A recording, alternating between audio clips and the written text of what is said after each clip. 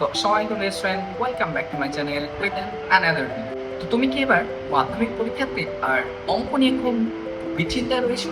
তো আর নয় ভয়, চলো অঙ্ক পরিচয়। ইয়েস, তোমাদের জন্য অর্থাৎ মাধ্যমিক 2026-27 শিক্ষাবর্ষের জন্য মাধ্যমিকের ম্যাথ যে অর্থাৎ গণিত প্রকাশের যে বইটা রয়েছে সেই বইয়ের বেশ কিছু সাজেশন বেস কোশ্চেন তোমাদের সামনে উপস্থাপন করব। তো আজকে এই ভিডিওতে আমরা দেখব বীজগণিতের একটা খুব গুরুত্বপূর্ণ অধ্যায় অ্যাকচুয়াল বিশিষ্ট দ্বিঘাত সমীকরণ। ইয়েস, টোটাল বীজগণিতের মধ্যে 16 নম্বরের কোশ্চেন আসবে, আর তার মধ্যে থেকে মাত্র 3 নম্বরের কোশ্চেন আসবে এই অ্যাকচুয়াল বিশিষ্ট দ্বিঘাত সমীকরণের চ্যাপ্টার। তো আজকে আমরা কিন্তু সেই 3 নম্বরের কোশ্চেনের জন্য আমরা বেশ কিছু সাজেশন বেস তোমাদের সামনে উপস্থাপন করব।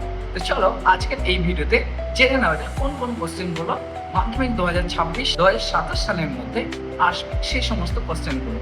চলো শুরু করা যাক। তো আমরা প্রথমে দেখবো কোশ্চেন দেখি 1.1 এই যে কোশ্চেনটা রয়েছে অর্থাৎ এমপি 2027 যে কোশ্চেনগুলো লেখা আছে সেগুলো কিন্তু এবার মাধ্যমিক পরীক্ষার জন্য এটা সব থেকে ইম্পর্টেন্ট।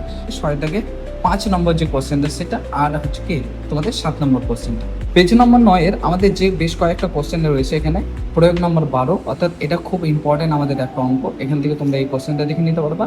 প্রয়োগ নম্বর 13 যেটাকে আমাদের নিজে করে দেওয়া আছে 11 নম্বর পেজ। এখানে বেশ কয়েকটা অঙ্ক আছে, তার মধ্যে এই 3 দাগের কোশ্চেনটা 2 মার্কের জন্য খুব ইম্পর্টেন্ট একটা কোশ্চেন। তারপরে এখানে দেখো প্রত্যেকটা অঙ্কের পিছনে কিন্তু এমপি 2027 লেখা আছে, অর্থাৎ এই সমস্ত অঙ্কগুলো এবার মাধ্যমিক 2027-এর জন্য সব থেকে ভেরি ইম্পর্টেন্ট কোশ্চেন। 13 নম্বর পেজে দেখো যে আমাদের এই যে কোশ্চেনটা অর্থাৎ আমাদের 3 দাগের যে কোশ্চেনটা সেটা কিন্তু এবার মাধ্যমিক 2027-এর জন্য খুব ইম্পর্টেন্ট।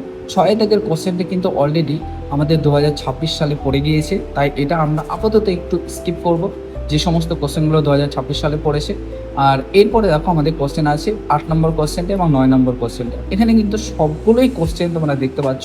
আমাদের নিচে দেখো এই যে 11.2 আর 11.5 এই দুটো কোশ্চেন কিন্তু আমরা এখান থেকে ভালো করে দেখে রাখবো। 17 নম্বর পেজে দেখবে এই যে কোশ্চেনটা আছে এটা হচ্ছে সাধারণত a x square plus b x plus c এই যে দ্বিঘাত সমীকরণ আছে সেটাকে পূর্ণ বর্গাকারে প্রকাশ করার একটা পদ্ধতি, অর্থাৎ যেখানে B square minus 4ac greater equal to 0 অর্থাৎ নিরূপক কিভাবে আসছে সেটা আমাদেরকে এখানে দেখানো হয়েছে। 22 নম্বর পেজে 1-এর 3 নম্বর কোশ্চেনটা, 3 দাগের 3 নম্বর কোশ্চেনটা সালমান গতিবেগ 6 এই কোশ্চেনটা।